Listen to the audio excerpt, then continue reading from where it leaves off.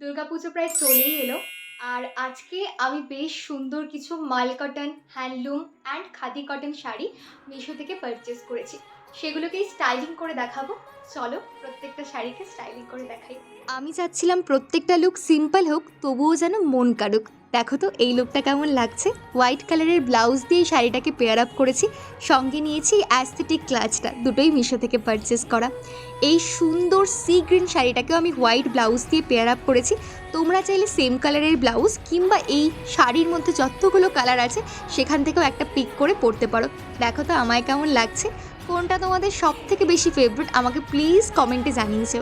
আমার তো red colour কম্বিনেশনটা দুর্দান্ত লাগছিল, মানে রেড অ্যান্ড রেড জাস্ট অসাধারণ লাগছিল। সঙ্গে এই ক্লাচটা, কী যে বলবো, মনে হচ্ছে জাস্ট বেরিয়ে যাই পুজোতে ঘুরতে। আর এই শাড়িটা একদম সিম্পল বাট এলিগেন্ট একটা শাড়ি, পরে ভীষণ আরাম, শাড়িটা বেশ সুন্দর লাগছিল।